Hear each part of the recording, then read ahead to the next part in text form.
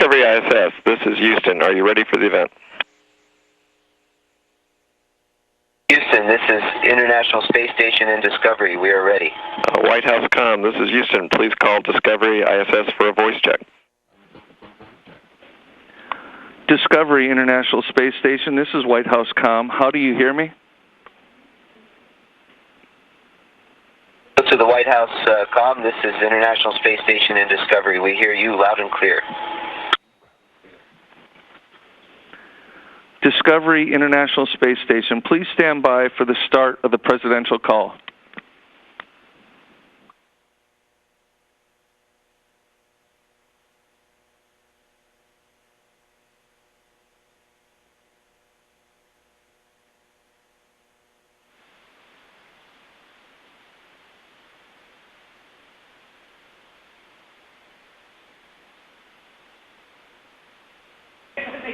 They can't see it, can they?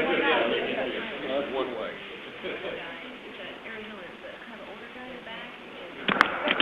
You saw them? See, I think he was waiting for you. Discovery International Space Station, the President of the United States. Hello, Commander, can you hear us? Oh, I got it. President, welcome aboard the International Space Station, where we're joined with our international crew from the Space Shuttle Discovery. Welcome aboard. Glad to hear your voice. We hear you loud and clear, sir. Well, thank you so much for taking the time to speak with us. We've got a crew of wonderful school children here who are all interested in space, and we've got some members of Congress who are like big kids when it comes to talking to astronauts. I'm told that you're cruising at about 17,000 miles per hour, so we're glad that you are using the hands-free phone.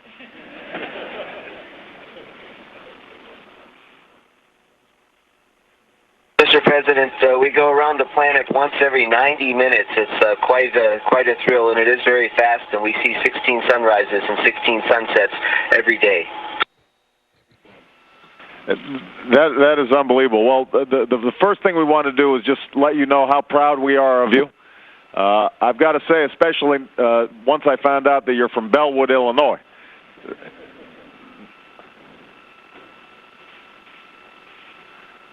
President, it was a beautiful place to grow up, and I have a lot of roots that are still there.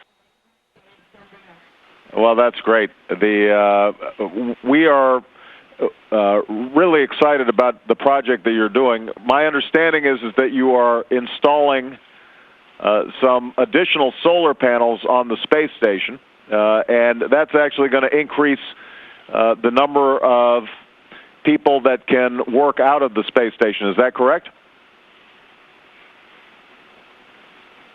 Sir, that's correct. We've roughly doubled the amount of solar power available for experimentation and for supporting a larger crew, and we hope to go to a crew of 6 and a more aggressive experimental program this year. Well, this is really exciting because we're investing back here on the ground a whole array of solar and other renewable energy projects, and so to find out that you're doing this up at the space station is particularly exciting. Can I ask, how exactly do you end up installing these solar panels? What's involved? Somebody want to give us a rundown on how you go about doing it? Yes, sir. First, it comes up on a truss segment, which is about 5 feet long. We use a robotic arm to attach it to the end of another truss segment, and then once that's attached and bolted on to spacewalks, then we'll go ahead and unfurl, or actually deploy, the solar arrays in a position so that we can unfurl them from inside doing commanding through software. About how long does it take?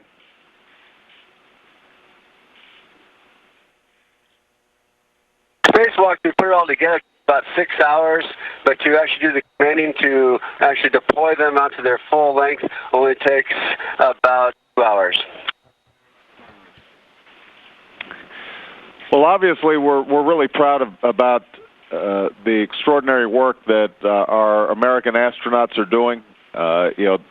You are a representative of the dedication and sense of adventure and discovery that we're so proud of. But one of the things that's wonderful about this is that it is an international space station, and I know that we have our Japanese and Russian counterparts on board as well. We'd love to say hello to them and hope that this is an example of the kind of spirit of cooperation that we can apply not just in space but here on the ground as well. Yeah, it's an honor to have a chance to talk with you, Mr. President. We have a Russian crew member, American crew member, and I'm from Japan, and we have 15 countries working together in this wonderful project, National Space Station, as well as on the ground in space, and this really symbolizes the future of the scientific development of the world, and I'm just happy to be part of this. That's wonderful. Mr. President, we work together to everything. It's really important for us.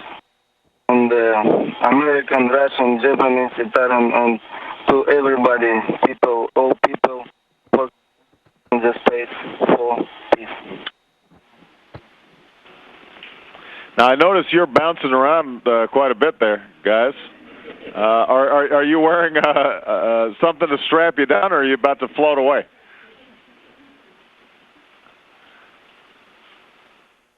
Mr. President, we're just holding on with our toes onto some handrails below us, and at any moment we could all just easily float up. And that's one of the fun things about flying in space. We get a chance to talk to a lot of kids and show them all the adventures that we have flying around. It's also, it's not just a lot of fun. It's a little bit tough on our bodies. We have to exercise.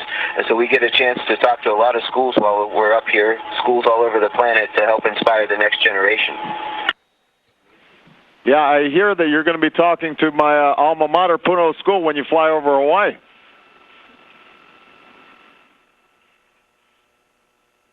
We're looking forward to that, sir. All right, well, you tell them aloha. Listen, we've got a bunch of young people here. I want to see if any of them have some questions. Anybody have a question over here? Okay, hold on. We've got a young lady right here who's got a question. As an astronaut, what do you eat? Did you hear that question? They want to know what you guys are eating up there. We're eating really well. We eat a lot of, it's prepared at NASA, but it's kind of like a backpacking food. It's dehydrated, rehydrate it, and warm it up. We also have food similar to meals ready to eat that they use for the military and that a few of us ate last year when the hurricane came through Houston. Do you guys still drink Tang up there?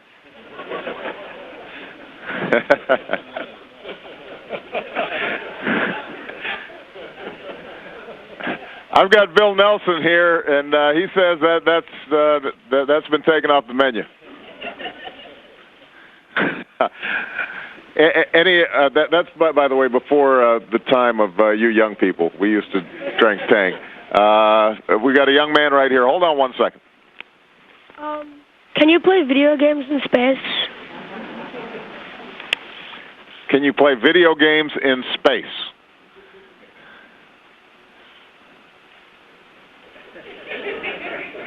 We can, in fact. And in fact, a few years ago when I was up here for 6 months, I had a video game that I used to play in my spare time. Unfortunately, we don't have much spare time. So we can. We have a lot of laptop computers, but for the most part, we stay real busy doing real work.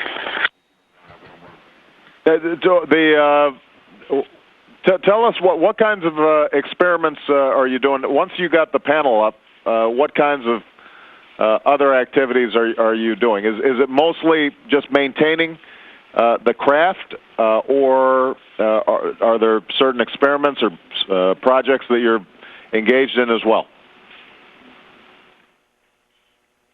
Well, sir, we have experiments already up here that we've been doing for many years, and we'll be able to double that with the addition of the solar array that our shuttle friends brought up.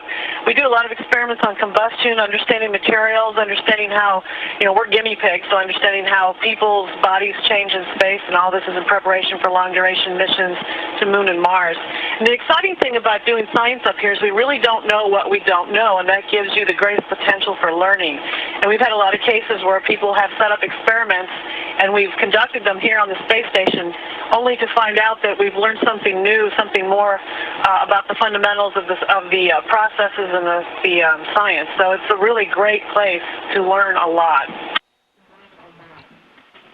Outstanding. Any of the young people have another question? This young man right here? Hold on one second. Have you found any life forms or any plants out in space? It's a good question. Any life forms out there other than you guys? We did an experiment on this mission to take a swab or a sample of the surface of the EVA, the spacewalker's gloves, both before and after the spacewalk. And that was sort of a demonstration of the type of technology that we'll be able to use on the Moon and Mars for the same purpose, to try and see if we can determine what sort of bacteria or microorganisms are living in the various environments we're going to encounter. We unfortunately haven't really found anything here. I think we'll have much more success at finding new types of life and different structures when we go to places like Moon and Mars, the moons of Titan, and these other types of environments. Excellent question. All right. We've got a young man back here. What things did you have to study to be an astronaut?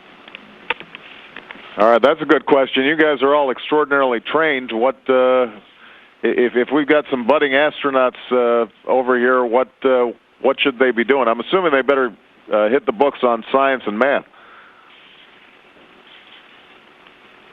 That's you got it just right. The one of the beautiful things about getting to work here is you can study just about anything that you're really interested in.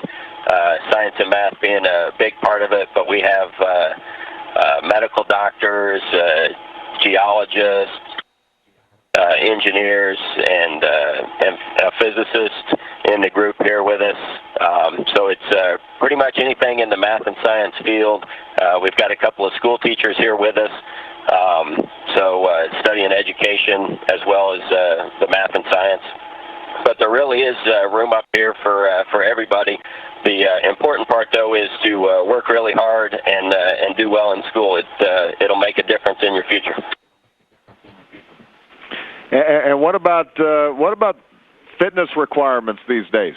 Some of us remember watching The Right Stuff, where that's pretty impressive. Well, Mr. President, the fitness requirements are still. Go ahead. I'm sorry. President, the fitness requirements are still there. Matter of fact, the International Space Station just recently incorporated a new fitness machine. It's a very, very fancy workout machine you see in a gym, but it's called the A-Red, and we can do a lot of good exercise on it, leg strength training for your legs as well as your upper body. So, particularly for the long-duration folks, it's very important to maintain your muscles in good tone and help you readapt when you get back on planet Earth. Excellent. Okay, there's a young lady back here had a question. When you say you exercise, what do you do?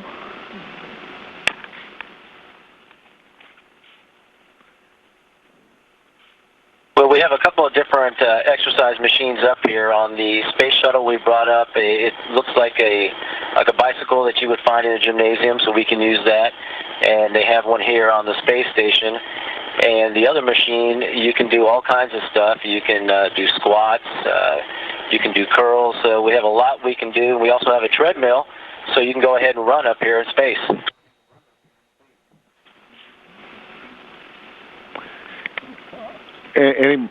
Okay, we got another question from a young man. Hold on. Do you know how many stars there are in space? asking how many stars in space. I'll be interested in hearing the answer to this one.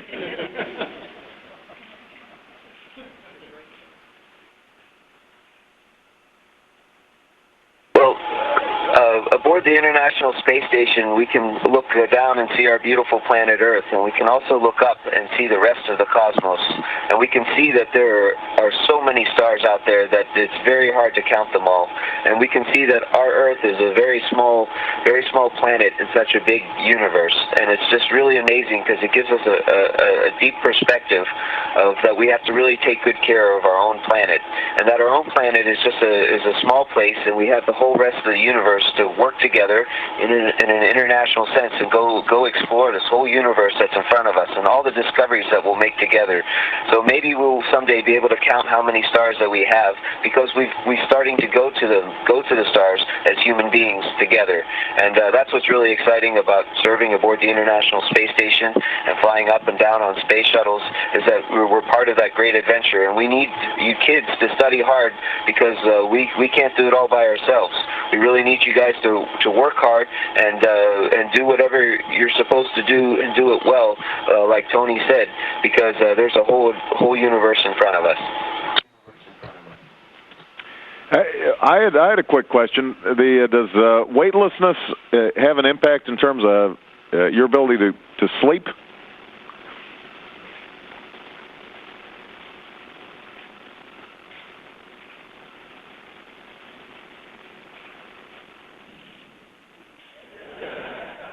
Sir, we just arrived here just a few days ago, and it's taken a while getting used to, for me personally, missing a pillow. You're used to laying down on a mattress and having a place to rest your head, and so it's taken a while to get used to that.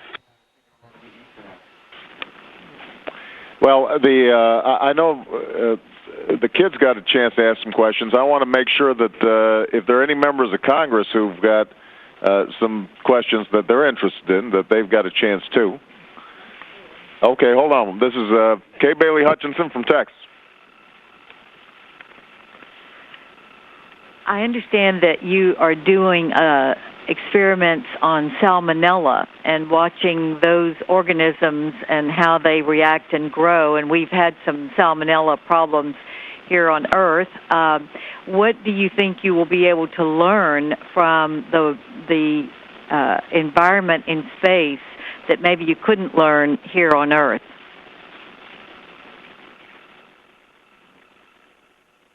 Actually going to have a bit of a hard time answering that question. We do indeed have an experiment called the National Laboratory Program Vaccine Experiment, in which salmonella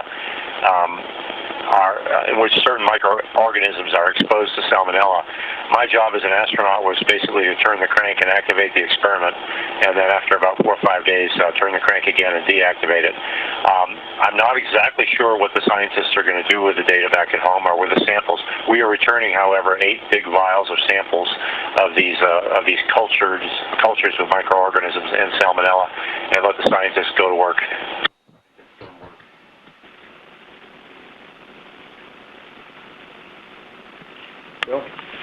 This is Bill Nelson. He knows a little something about this stuff. Hey guys, I wish I were up there with you. You are just getting to the point where it's really looking like a full-up national laboratory where we can really do the experimentation. When will you have it full up, ready to go, where we can then reap the results of that $100 billion investment?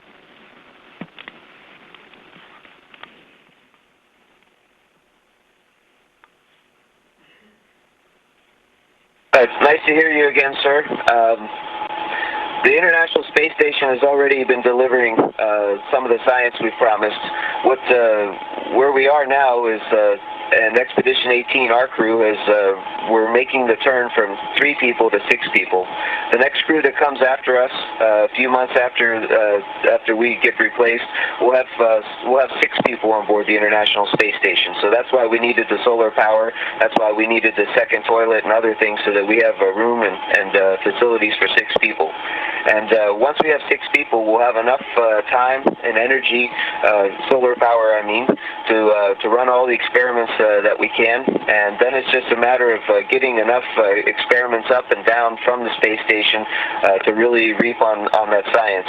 We've already been delivering, and we got a lot more to come. And like Sandy said, there's a lot of things we don't know, so there's some really interesting discoveries out in front of us. Do any of the young people have any more questions? Hold on one second. We've got one here. Do you love doing your job? They asked if you love doing your job.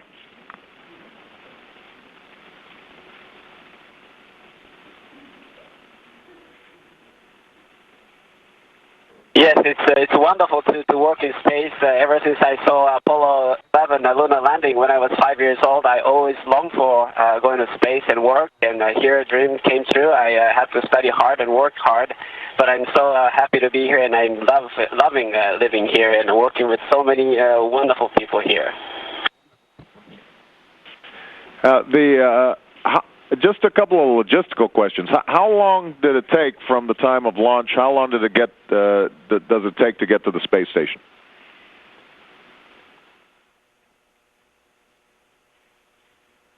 Well, Mr. President, let me answer that in two ways. First of all, it takes us about 8.5 minutes to get to orbit, and at that time we're going 17,500 miles an hour, but we're in a bit of a tail chase with the space station, and it's approximately about a day and a half to 2 days later that we actually rejoin with the space station. Okay, so 8 minutes just to get in orbit, but then you've got to basically try to catch up with the space station and match up so that you can lock in. Sure, that's exactly right. Okay. Anybody have any more questions? Hold on one second. What's your favorite or the most interesting experiment you're working on up at the space station? Okay, do you guys have a favorite experiment right now? That's a really tough question because they're all interesting in different ways. Mike and I were doing a flame experiment where we were trying to help the scientists on the ground understand how fire behaves up here. There's all kinds of reasons for that. So that was interesting because it's sort of an unusual environment to intentionally put a fire. I think one of the ones I like the most is an experiment that we're doing on ourselves to try and understand how our nutritional state changes and our biochemistry changes, and that'll help us design food and understand a little bit more about the processes that the human body undergoes. That's probably my favorite one. But there's all kinds of interesting things in all of the experiments. Now, can I ask you a question? Were you tempted to cut your hair shorter while you were up there, or do you? Is it fun and weightless? Well, that's a really good question because it is a little bit of an overhead to take care of long hair here. I think, ideally a short haircut's the way to go, but quite frankly, on me it wouldn't be so nice, so I kept it long. I think it's a real fashion statement. Hold on one second. We got another young man back here. How much spare time do you have in the day? How much spare time do you have? It sounds like you guys are pretty busy. They do keep us pretty busy up here, and we have a very tight schedule that starts from the moment you wake up until the moment you go to sleep. But they give us a little bit of time in the morning to get yourself ready, get yourself cleaned up, have some breakfast, and the same in the evening. So we can use that time to either call down to our family and friends or maybe even check our email and see how things are going back on Earth. Now, that's interesting. Does email work pretty much the same between the space station and computers here on Earth?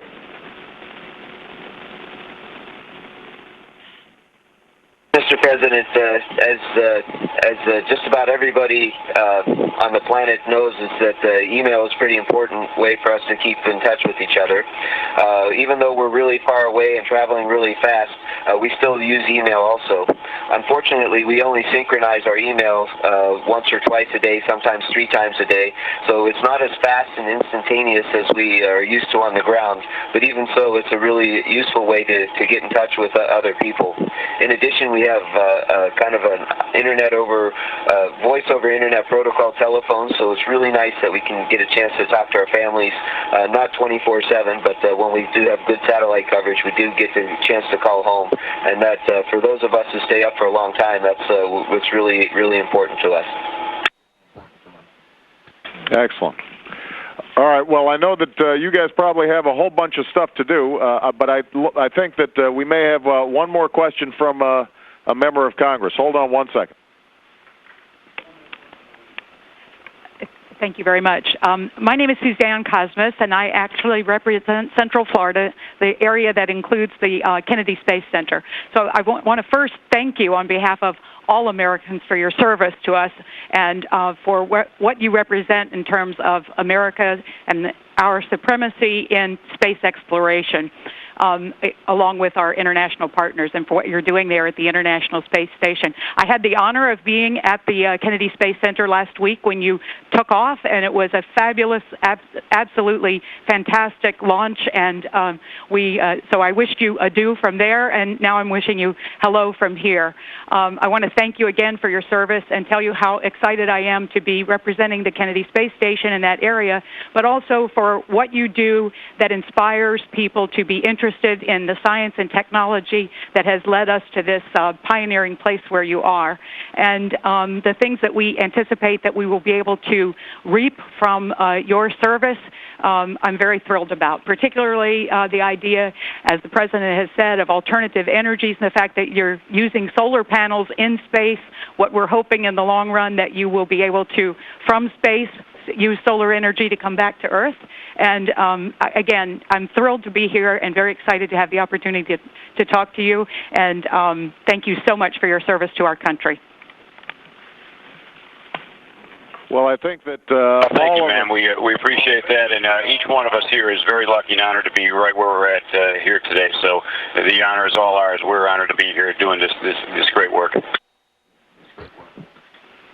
Well, I think all of us echo the sentiment. We are extraordinarily proud of you. We're so grateful that you took the time to speak to all of us. I know these young people are pretty excited to be on a direct link with astronauts in space. So does everybody want to say goodbye?